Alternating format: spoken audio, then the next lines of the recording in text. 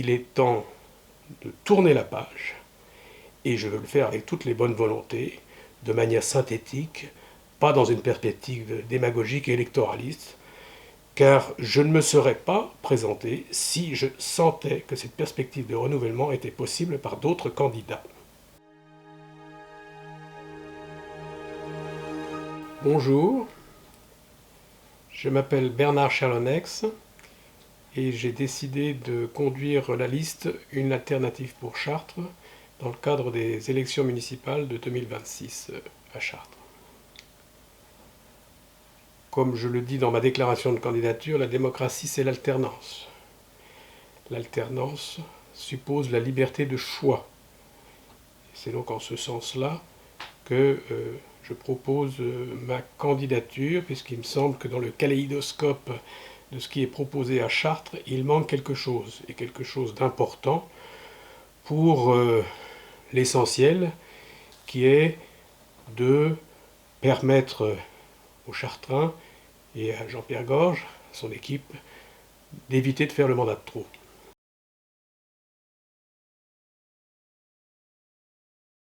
Ma candidature, jugée tardive par certains, pas forcément par moi-même finalement, elle répond à une analyse réaliste des forces en présence pour assurer cette succession qui me semble la priorité à la tête de la mairie de Chartres. La candidature, compte tenu, on peut dire, de la sociologie de la population de Chartres, pense que la liste écologique est de gauche, contre laquelle je n'ai rien, ni l'autre non plus, ni celle d'ailleurs du maire, n'est pas en mesure de réunir une majorité au premier tour, et peut-être pas un score suffisant au premier tour pour, avec une alliance quelconque, avant la candidature de la liste que je présente, réunir une majorité. C'est le cas de l'autre candidature, qui est présentée par quelqu'un qui vient de l'équipe du maire, qui s'est retourné, qui a été candidat député avec l'étiquette LR et qui se présente maintenant qu'il a perdu cette étiquette comme candidat sans étiquette. C'est pourquoi, à tort ou à raison, compte tenu de l'objectif principal qui est de mettre fin à un mandat de 25 ans, et 25 ans plus 6, ça fait 31 ans, j'ai décidé d'essayer de mettre mon poids dans la balance, si ça permettait, donc de faire évoluer la situation à Chartres, de faire respirer la ville, de donner une bouffée d'oxygène, de changer de style de gouvernance.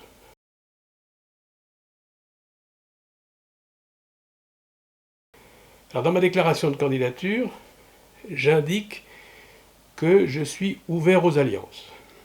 Dans les premières réactions, tout de suite après l'officialisation médiatique de ma candidature, la question s'est posée, et elle me fait plaisir, puisque en fait c'était un appel du pied, la question s'est posée de savoir ce que j'entendais par là. Alors le message principal, c'est que les gens ne sont pas des personnes intéressantes pour les Chartrains en fonction de leur étiquette politique. Moi, je juge individuellement les personnes. Donc ce qui est idéal pour les Chartrains, c'est d'avoir les bonnes personnes pour gérer la ville de Chartres. Donc il faut savoir dépasser les étiquettes qui relèvent plutôt du plan politique national. Ensuite, je jette le trouble, mais c'est volontaire, en parlant d'alliance, sans préciser si c'est au premier tour ou au second tour. Les réactions permettent de clarifier ma stratégie électorale au nom du principe de réalité.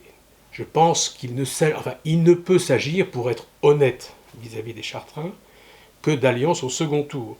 Il peut y avoir des pourparlers, des échanges. Nous sommes dans une petite cité, nous ne sommes pas dans une métropole.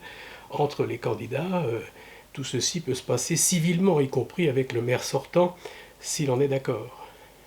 Mais je pense qu'il faut se compter pour savoir, dans la perspective de la gestion municipale, d'une gestion municipale nouvelle, quels seraient les équilibres. Donc les Chartrains doivent savoir, à l'issue d'un premier tour, que représente telle ou telle liste pour que soit composée éventuellement une alliance je dirais pour ma part des 3 listes d'opposition, même si j'ai marqué en fonction du profil de ma candidature, qui vient de mon expérience, marquée par l'expérience associative, marquée par une fibre sociale, y compris dans l'exercice de ma profession financière. Mais ce n'est pas pour faire plaisir à quiconque, c'est parce que ça traduit la réalité d'une position, d'une présentation. Donc, alliance, oui, pour parler civilement avant même le premier tour, mais alliance réelle au second tour. Ne perdons pas de vue l'objectif. L'objectif, c'est non pas de changer pour changer, mais c'est de présenter une véritable alternative pour Chartres, parce qu'à certains égards, c'est ce qu'on entend dans la rue et partout, tout le monde voudrait tourner la page, ce qui n'est pas faire injure à l'équipe sortante.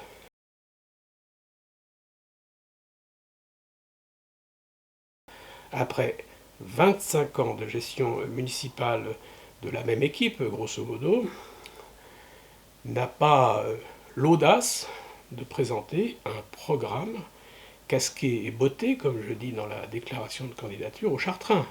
Il faut ouvrir le dossier, il faut faire le point. Faire le point sur ce que j'appelle le socialisme municipal, qui est quand même quelque chose d'un peu surprenant, venant de la part d'un maire libéral qui a créé des sociétés publiques locales, des sociétés d'économie mixte par lesquelles il tient tout dans la ville, avec d'ailleurs quelques conflits d'intérêts au passage. Donc il y a un projet, et non pas un programme. Et le projet, en gros, on peut le présenter de 2 manières. Ce sont des urgences, ce qui dans le projet s'appelle les actions ou décisions prioritaires, et puis des choses à mettre en place immédiatement, mais qui appartiennent à ce qui est appelé dans le projet, qui est sur le site, une alternative pour Chartres.fr, des engagements de mandature. Alors, il y a, non pas pour faire peur, mais il y a, à mon sens, péril en la demeure, si jamais la municipalité actuelle prolongeait son existence et faisait le mandat de trop pour les Chartrains, il y a péril en la demeure en ce qui concerne la cathédrale. Ça peut avoir l'air alarmiste, et j'aime pas l'alarmisme, mais j'invite les Chartrains à taper sur Internet « cathédrale de Montauban ». Ils verront qu'en fonction d'un projet de parking sur l'équivalent de l'esplanade de la cathédrale de Montauban, donc des fissures se sont produites à l'occasion du forage de ce parking qui ont abouti à un affaissement d'une partie de la cathédrale. La cathédrale est fermée au public et inaccessible depuis 2020 et sera ouverte sine die, car on ne sait pas l'ampleur des travaux qui seront réalisés pour consolider cette cathédrale. Alors on est habitué à voir les cathédrales, la cathédrale de Chartres, la cathédrale de Paris, et on a vu, et notre cœur a saigné, on a vu la flèche de la cathédrale de Paris tomber. On n'imaginait pas que ce soit possible. On n'imaginera pas que la cathédrale de Chartres puisse pencher. Mais si on s'amuse à faire une politique d'apprenti sorcier, ça pourrait se passer. Donc, la première des choses, c'est d'abandonner toute idée de forage autour de la cathédrale. Ce qui ne veut pas dire, concernant les jardins de l'évêché, qu'il ne faut pas se préoccuper de les renforcer, de les consolider immédiatement. Ça fait également partie de ces choses. Mais abandonner l'idée de creuser et d'aller, si je puis dire, prendre des risques inutiles de mettre en péril la cathédrale sur ce sujet. Donc ça, c'est la première urgence. Il y a une deuxième urgence pour ceux qui prennent leur voiture tous les matins et qui essayent de traverser Chartres ou de se rendre à leur travail, c'est de rétablir une circulation libre et de bon sens dans Chartres. Au cas où le maire l'aurait oublié, les rues sont faites pour circuler. Il y avait des calèches autrefois, il y a maintenant des voitures. De quel droit mettons à sens unique des axes prioritaires ou qui pourraient désengorger le centre de la ville? Je pense à la rue Félibien, quand on débouche du boulevard Charles Péguy. Pourquoi ne peut-on pas aller là jusqu'à Mainvilliers, jusqu'à Lucé et jusqu'au Perche, ce qui permettrait d'éviter le passage par la place des éparts. Ce sont les deux priorités relevant de l'urgence. Concernant les engagements de la mandature, il y a pour moi une priorité, et j'invite à nouveau les Chartrains, pour le coup, à aller voir les replays du conseil municipal. Il faut rétablir de la civilité dans la vie municipale, dans la vie du conseil municipal. Et en ce sens-là, je tire mon chapeau à Ladislas Vergne, comme à Jean-François Bridet, de pouvoir supporter les assauts, et tous les autres d'ailleurs qui ne sont pas de la majorité municipale, de pouvoir supporter les assauts réguliers du maire ou de ses adjoints, plus ou moins mandatés pour attaquer tel ou tel. Ceci peut se faire dans le cadre de campagne, et peut-être avec un peu plus de style, si on veut, mais dans le cadre de la tenue d'un conseil municipal où les Chartrains sont présents, c'est indécent. Donc, je m'engage de ce côté-là, et dès la première réunion du conseil municipal après notre élection, si Dieu, ou plus exactement les Chartrains le veulent, à rétablir de la civilité et de la courtoisie dans les échanges du conseil municipal. La deuxième chose à mettre en place rapidement dans les engagements de mandature, c'est ce que j'appelle un état des lieux à 360 degrés, la formule n'est pas employée dans la déclaration de candidature, mais un bilan du socialisme municipal. Très surprenant. J'aimerais bien savoir, j'ai du mal à obtenir l'information, savoir le nombre de sociétés publiques locales, le nombre de sociétés d'économie mixte. Bref, le socialisme municipal organisé par ce maire qui veut tout contrôler et rester au pouvoir pour encore tout contrôler. Et dans ce bilan, la priorité sera un audit financier approfondi. Car je subodore, je n'en suis pas sûr, mais je subodore que l'endettement de la ville, d'une part, l'endettement de l'agglomération d'autre part, Chartres Métropole, pour répondre, si je puis dire, à la vision grandiose de la réalité modeste des environs de Chartres. L'endettement de la ville, l'endettement de l'agglomération ne sont pas le tout de l'endettement de cette collectivité territoriale au sens large ou de ces collectivités territoriales au sens large. Il y a beaucoup de satellites et je ne suis pas en mesure de répondre.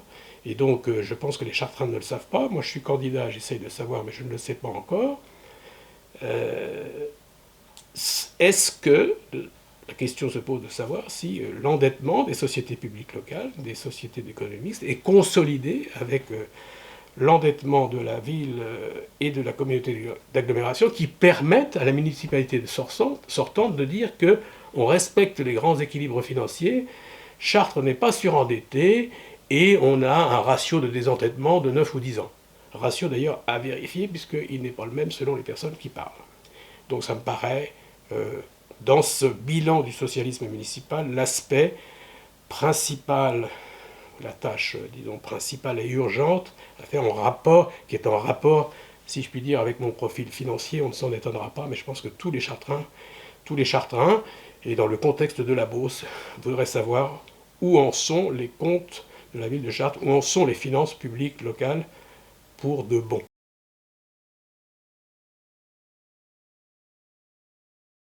Le sens de cette présentation, le sens de ma déclaration de candidature n'est pas de cacher les choses et de dire que j'ai une liste avec 40 noms, toutes faites et toutes cuites, et que les Chartrains se rassurent. Non, le sens même de ma déclaration de candidature, c'est de faire un appel à candidature. Donc je compte sur des candidatures à partir de ce qui est proposé respectueusement aux Chartrains et respectueusement à l'égard des autres candidats. Vous pouvez, pour cette candidature, vous inscrire sur le site. Vous verrez, c'est très simple. Nous avons un site très simple et très efficace. Je remercie ceux qui l'ont construit dans des délais records. Et la manière la plus simple que nous recommandons, si on ne veut pas tout de suite s'engager, c'est d'écrire à une alternative pour Chartres, gmail.com. Voilà, tout est simple, tout est facile. Et je vous dis à très bientôt et je vous remercie de votre aide, si vous le souhaitez, quelle que soit la forme qu'elle prendra.